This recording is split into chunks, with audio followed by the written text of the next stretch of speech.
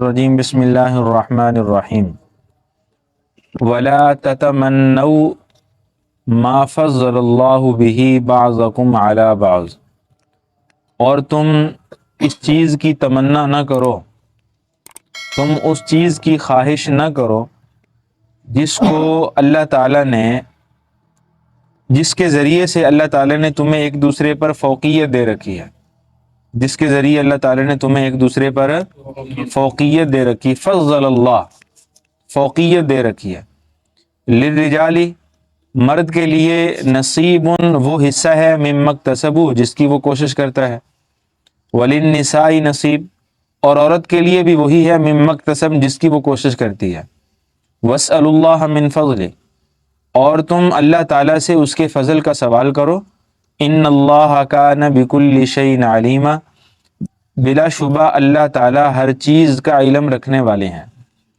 وَلِكُلٍّ جَعَلْنَا، اور ہم نے ہر مال کے موالیہ مما ترک الوالدان، اور ہم نے ہر مال کے لیے کچھ وارث پیدا کر دیے ہیں، ہم نے ہر مال کے لیے کچھ وارث مقرر کر دیے ہیں جو مال ترک الوالدان، تمہارے والدین چھوڑ کر جاتے ہیں، والاقربون، یا تمہارے قریبی رشتہ دار چھوڑ کر جاتے ہیں، والذین، اور وہ لوگ، عقدت ایمانکم، جن سے تمہارے معاہدے ہو چکے ہیں، فآتوہم نصیبہم، پس ان کو ان کا حصہ ادا کرو، جن لوگوں سے تمہارے معاہدے ہو چکے ہیں ان کو ان کا حصہ۔ ان اللہ کان علی کل شیء شہیدا، بلا شبہ اللہ تعالیٰ ہر چیز کے گواہ ہے، اللہ تعالیٰ ہر چیز پر گواہ ہے۔ معزز سامعین، یہ قرآن پڑھ لیتے ہیں۔ اللہ تعالیٰ نے سورہ نساء کی ابتدا سے لے کر اب تک جو احکام ہمارے سامنے بیان کیے ہیں، ان میں سب سے پہلی چیز اللہ نے یہ بیان فرمائی تھی کہ ہم نے مرد و عورت کو ایک جان سے پیدا کیا، اور پھر ان مرد و زن سے آگے ہم نے پوری کائنات میں انسانیت کو پھیلایا ہے۔ وَبَثَّ مِنْهُمَا رِجَالًا كَثِيرًا وَنِسَاءً، اور پھر اللہ تعالیٰ نے اس کے بعد یتیموں کے حقوق بیان فرمائے، اللہ تعالیٰ نے اس کے بعد یتیم بچیوں کے حقوق کی محافظت کا بندوبست فرمایا، اور پھر اللہ تعالیٰ نے مردوں کے لیے اور عورتوں کے لیے جو وراثت کے اندر حصے ہیں اللہ تعالیٰ نے وہ طے کیے، اور ہر ایک کا حصہ اللہ تعالیٰ نے محفوظ کر دیا، اور مرد و زن کو یہ حکم دے دیا کہ ایک دوسرے کے جو حقوق ہیں وہ اچھے طریقے سے ادا کرتے چلے جائیں۔ اور پھر معزز سامعین، اللہ تعالیٰ نے سوسائٹی کو، معاشرے کو برائیوں سے پاک کرنے کے کچھ اصول و ضوابط بیان فرمائے، اور پھر ان کے بعد اللہ تعالیٰ نے توبہ کے جو ہے وہ طور طریقے، توبہ کی کچھ شرائط بیان کی ہیں کہ اگر کچھ غلطیاں ہو بھی جائیں تو اللہ سے معافی مانگ لیا کرو، اللہ تعالیٰ تمہارے اخلاقی طور پہ، روحانی طور پہ جو گناہ ہیں اللہ تعالیٰ ان کو تمہاری اس توبہ کی برکت سے معاف فرما دیں۔ اور پھر اللہ تعالیٰ نے نکاح کے حلت و حرمت کے احکام بیان فرمائے کہ کن عورتوں کے ساتھ تمہارا نکاح کرنا جائز ہے اور کن کے ساتھ تمہارا نکاح کرنا جائز نہیں ہے، اور پھر اللہ تعالیٰ نے باندیوں کے حقوق، کنیزوں کے حقوق بیان فرمائے، اور ان سے نکاح کرنے کی جو صورتیں ہیں ان کو اللہ تعالیٰ نے بیان فرمایا۔ تو معزز سامعین، ان تمام چیزوں کے بیان کرنے کے بعد گزشتہ جو سبق ہم نے پڑھا اس میں اللہ تعالیٰ نے مال کے بارے میں کچھ ضابطے بیان کر دیے کہ یا ایھا الذین آمنوا لا تاکلوا اموالکم بینکم بالباطل، اے ایمان والو، ایک دوسرے کا مال ناحق طریقے سے کھانے کی تمہیں اجازت نہیں ہے، اور فرمایا کہ صرف تجارت کی صورت میں جو تمہیں نفع حاصل ہو وہ کھانے کی اجازت ہے، وہ تمہارے لیے حلال ہے، اور پھر فرمایا کہ خودکشی یہ تمہارے لیے جائز ہے، لوگوں کو قتل کرنا تمہارے لیے جائز نہیں ہے۔ گویا کہ اللہ تعالیٰ نے انسانی جان کی حفاظت کا بندوبست کر دیا، اور پھر اللہ تعالیٰ نے فرمایا کہ جو ان ضابطوں، ان قوانین اور اس شریعت طریقت جو اللہ نے بیان کی ہے اس سے ہٹے گا اور ان قوانین کو توڑنے کی کوشش کرے گا اور اپنی جان پر ظلم کرے گا اور حد سے تجاوز کرے گا، فسوف نصلیہ نارا، ہم اسے جہنم میں پھینک دیں گے، اور فرمایا کہ وکان ذلک علی اللہ یسیرا، کسی کو جہنم میں پھینکنا اللہ کے لیے کوئی مشکل ہے؟ اللہ کے لیے یہ بالکل آسان ہے، ٹھیک ہے۔ اور پھر اللہ تعالیٰ نے آخر میں یہ بات ارشاد فرمائی، ان تجتنبوا کبائر ما تنہون عنہ نکفر عنکم سیئاتکم، کہ اگر تم کبائر سے بچتے رہو گے، بڑے بڑے گناہوں سے اپنے آپ کو بچاؤ گے، اور یہ بڑے گناہ کون سے ہیں؟ یہ احادیث مبارکہ کے اندر بڑی تفصیل کے ساتھ رسول اللہ صلی اللہ علیہ وسلم نے بیان فرمایا۔ کسی حدیث میں حضور نے 4 گناہوں کا ذکر فرمایا، کس میں 7 گناہوں کا ذکر فرمایا۔ اگر اصولی طور پہ سمجھنا ہو تو پھر ہمیں یہ بات بڑی معین و مددگار ہو سکتی ہے ہمارے لیے کہ جن چیزوں سے قرآن نے منع کیا ہے اور ان پر کوئی عذاب کی وعید ہے وہ کبیرہ گناہ ہے۔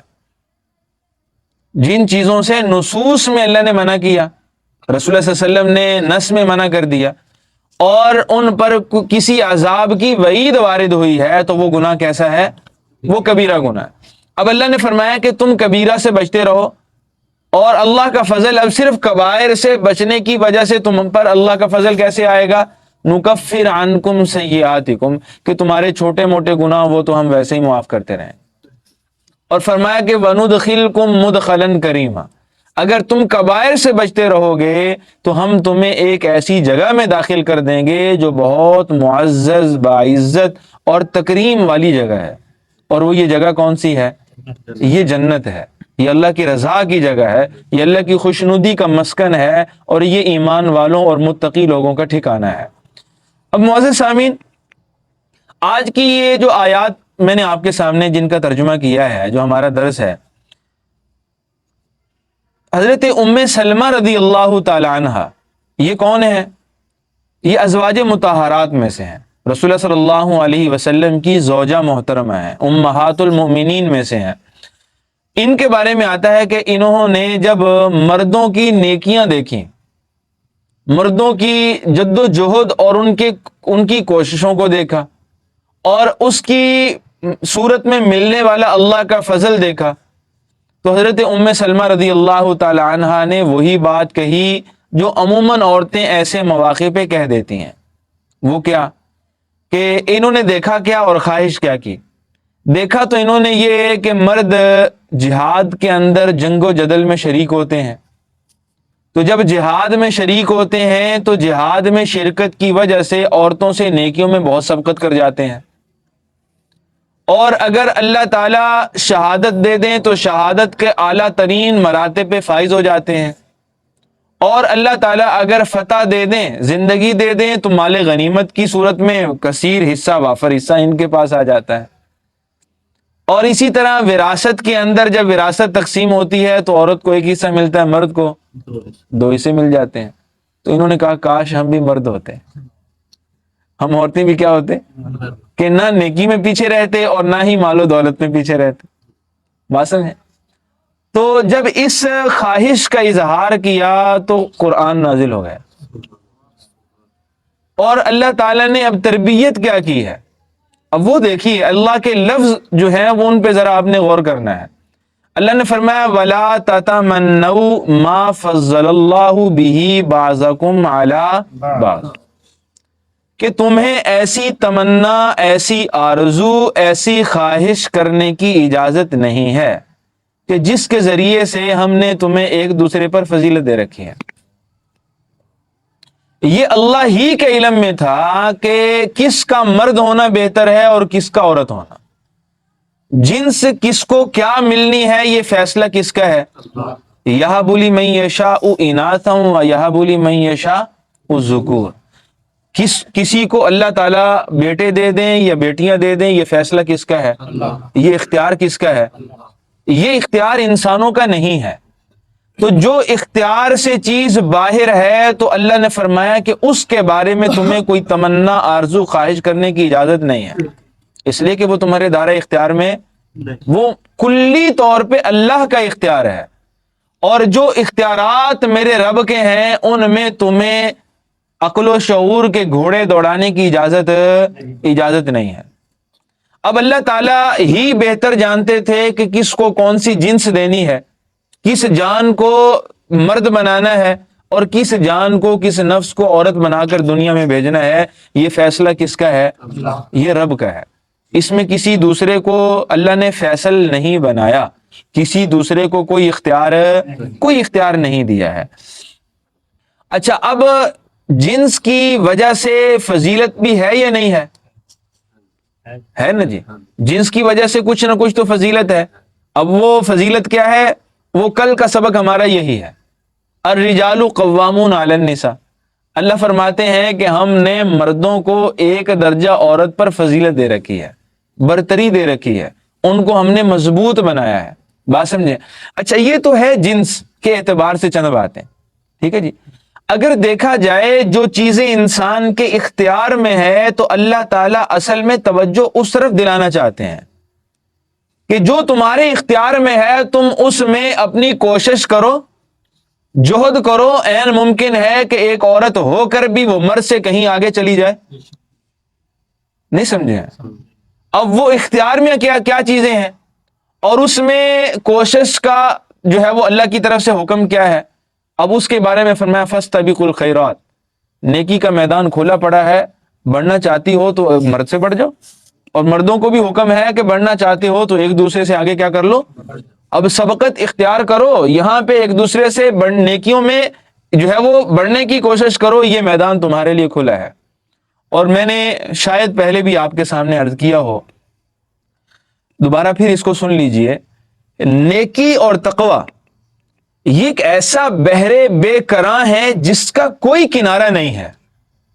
اس کے اندر جتنا کوئی ڈوبتا چلا جائے گا، جتنا کوئی غوطہ زن ہوگا، جتنی کوئی گہرائی میں جانا چاہتا ہے، جتنی کوئی ترقی کرنا چاہتا ہے وہ کر سکتا ہے۔ اللہ نے اس کا کوئی کنارہ رکھا ہی نہیں ہے۔ اور دوسری طرف اسی کا بالکل برعکس جو میدان ہے اللہ تعالیٰ کی نافرمانی کا، فسق و فجور کا، ضلالت و گمراہی کا، اس کا بھی کوئی کنارہ نہیں ہے۔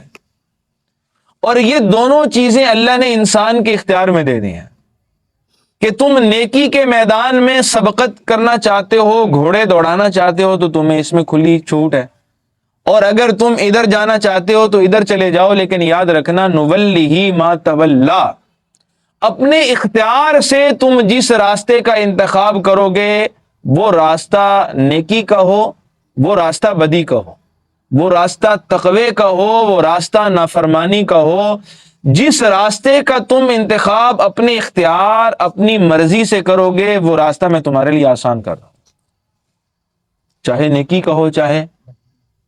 میں اس کی موٹی سی مثال عموماً دے دیا کرتا ہوں کہ دیکھیں عشاء کی نماز ہم نے پڑھ کے بیٹھے تو جو نہیں آئے تو کوئی اللہ کی طرف سے کوئی فورس تو نہیں تھی ان پر، کوئی ڈنڈے والا پیچھے تو نہیں تھا کہ فرشتے ان کو ہاں کریں ہوں کہ چلو مسجد کی طرف کیوں چھوڑ کے بیٹھو، نہیں، اللہ نے ان کے لیے وہ راستہ آسان کر دی، وہ تسلی سے بیٹھے ہیں۔ اور جن چنیدہ لوگوں کو اللہ نے اپنے گھروں میں آنے کی توفیق دے دی ہے تو انہوں نے بس ارادہ کیا، اللہ نے ان کے لیے یہ راستہ آسان کر دیا۔ بات سمجھ رہے ہیں نا جی؟ تو اس لیے معزز سامعین میں یہ کہنا چاہتا ہوں کہ جو اختیار دائرہ کار میں چیزیں ہیں تو ان میں اب اللہ تعالیٰ کہتے ہیں کہ تم کیا کر لو، کوشش کر لو، اور جو چیزیں تمہارے اختیار سے باہر ہیں تو ان کی تمنا کرنے کی بھی تمہیں اجازت نہیں ہے۔ ان کے بارے میں کوئی مرد یہ کہے کہ کاش میں عورت ہوتی، اور کوئی عورت اگر یہ خواہش کا اظہار کرے کاش میں مرد ہوتا، تو اس کی اجازت جنس کے بارے میں یہ اللہ ہی بہتر جانتے تھے کہ کس کو کون سی جنس عطا کرنی ہے، ٹھیک ہے نا جی؟ تو یہ اللہ ہی کا اختیار تھا، اللہ تعالیٰ نے اس کے لیے جو ہے وہ حکم دے دیا کہ تمہیں اجازت نہیں ہے کہ تم ایسی خواہشوں کو جو ہے وہ بیان کرو یا ان کا اظہار کرو۔ فرمایا للرجال نصیب مما اکتسبوا، اب نیکیاں یہ تو تمہارے اختیار میں ہے، مرد کے لیے وہ ہوگا جو وہ کمائے گا، اور فرمایا کہ وللنساء نصیب مما اکتسبن، عورت کے لیے بھی وہی ہوگا جو وہ جنس کی وجہ سے کوئی نجات کا فیصلہ نہیں ہوگا، نجات کے فیصلے تمہارے اعمال کی وجہ سے ہوں گے، تمہارے جو اللہ نے اختیار میں دے رکھے ہیں۔ بھئی بات سمجھ رہے ہیں نا جی؟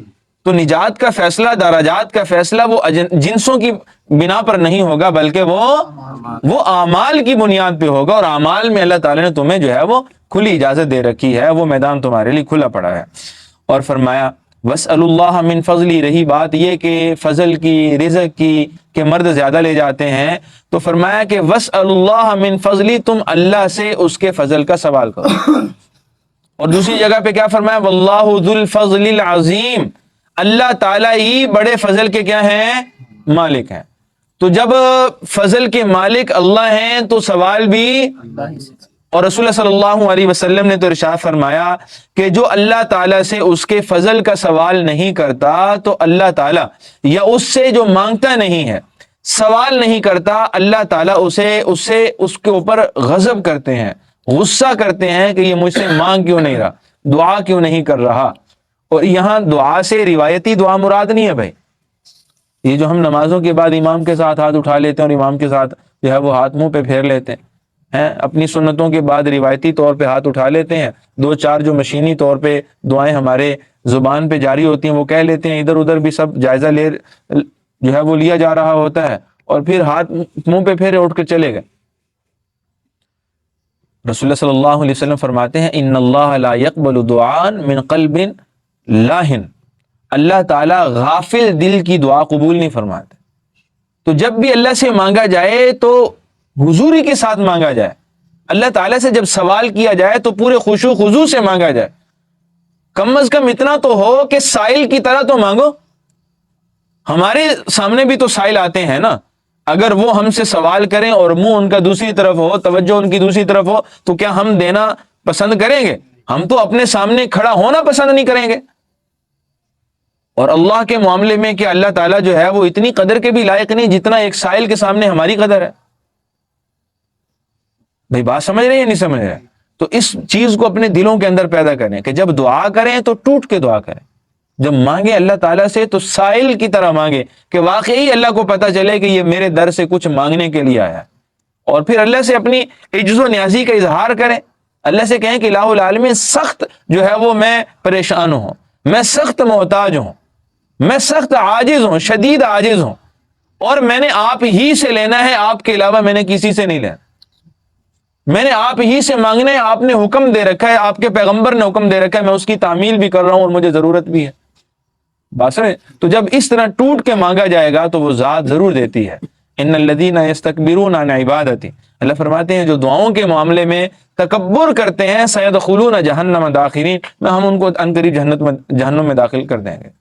ٹھیک ہے جی۔ اور دوسری موقع پہ اللہ تعالیٰ نے فرمایا کہ تم دعائیں کیا کرو، میں تمہاری دعاؤں کو کیا کروں گا؟ قبول کروں گا۔ تو یہاں پہ فرمایا کہ وَاسْأَلُوا اللَّهَ مِن فضلی، کہ اللہ سے اس کے فضل کا کیا کرو؟ سوال کرو۔ ان اللہ کان بکل شیء علیما، بلا شبہ اللہ تعالیٰ ہر چیز کے بارے میں جاننے والے ہیں۔ یعنی یہ جنسوں کی جو اس کے جو فیصلے اختیار ہیں، کس کو مرد پیدا کرنا ہے عورت پیدا کرنا ہے، یہ اللہ کے علم میں ہے کہ کس کے لیے کیا بہتر ہے۔ ٹھیک ہے نا جی۔ اچھا، ایک اور بات بھی یاد رکھیے بھائی کہ یہاں سے ایک مفسرین نے دوسری بحث بھی چلائی ہے، وہ یہ ہے کہ مرد و عورت کا دائرہ کار کیا ہے۔ جو چیزیں اللہ تعالیٰ نے مرد کے ذمہ لگائی ہیں تو وہ اللہ تعالیٰ نے اس کی فطرت میں رکھا ہے، اس لیے اس کی ذمہ داریاں لگائی ہیں، اور جو ڈیوٹیاں جو ذمہ داریاں عورت کے سپرد کی ہیں تو اللہ تعالیٰ نے اس کی فطرت میں وہی چیزیں رکھی ہیں۔ یہ آج ہمارے ہاں جو عورت کو مرد کی برابری اور مساوات کے نعرے لگائے جاتے ہیں نا جی، یہ فطرت کے ہی خلاف ہیں۔ اب دیکھیں، عورت کو اگر مرد کے برابر لا کر معاشرے میں، مارکیٹ میں، بازار میں کھڑا کیا جائے گا تو معاشرے کے اخلاق و اطوار و عادات میں بگاڑ پیدا ہوگا یا نہیں ہوگا؟ نہیں ہوگا؟ سوچ لیں، ہوگا نا جی۔ ٹھیک ہے جی۔ اچھا، دوسری بات یہ ہے کہ اللہ نے عورت کی فطرت میں جو ہے وہ نسل انسانی کی تعمیر و ترقی رکھی ہے۔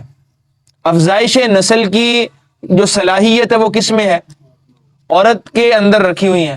اب اس نے ان مراحل سے بھی گزرنا ہوتا ہے، اور پھر اولاد کی محبت اللہ تعالیٰ نے اس کے دل کے اندر فطرتاً رکھ دی ہے، وہ اس کے ہاتھوں بھی مجبور ہے۔ پھر خدمت کی صلاحیت اللہ تعالیٰ نے عورت کی فطرت میں رکھی ہے، اس نے وہ کام بھی سر انجام دینے ہیں۔ پھر امور خانہ داری کی صلاحیت بھی اللہ نے عورت ہی کی فطرت میں رکھی ہے۔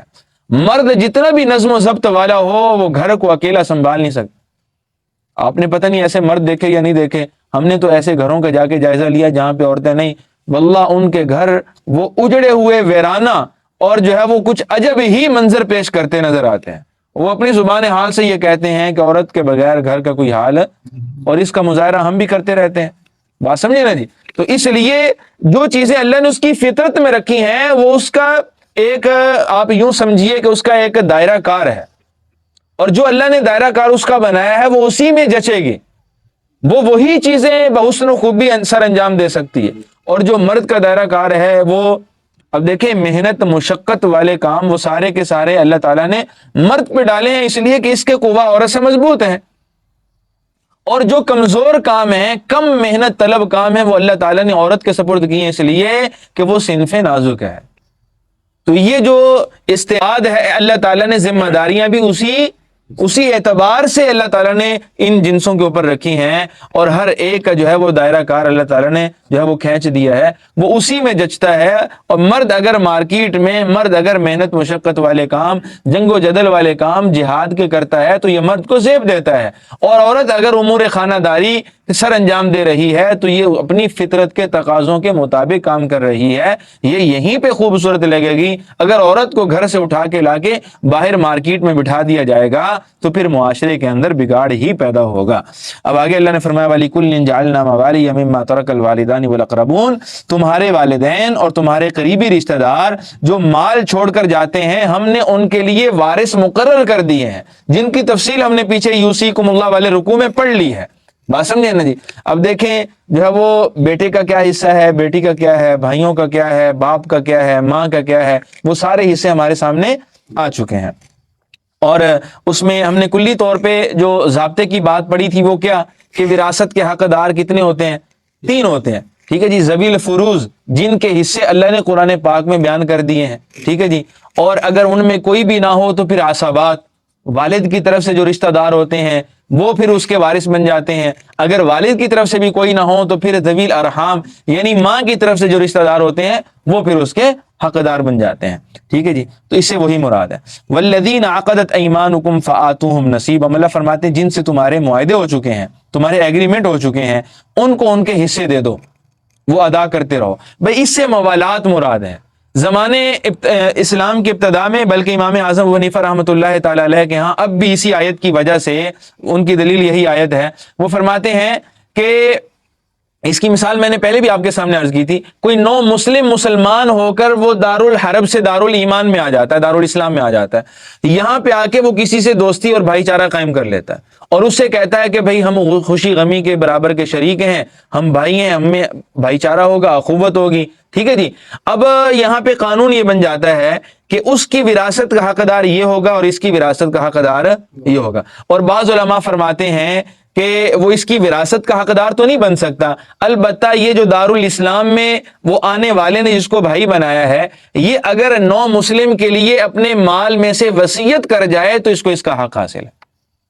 ٹھیک ہے جی. تو جو وصیت کر جائے گا تو وہ گویا کہ اس کے حصے میں بعد میں دیا جائے گا.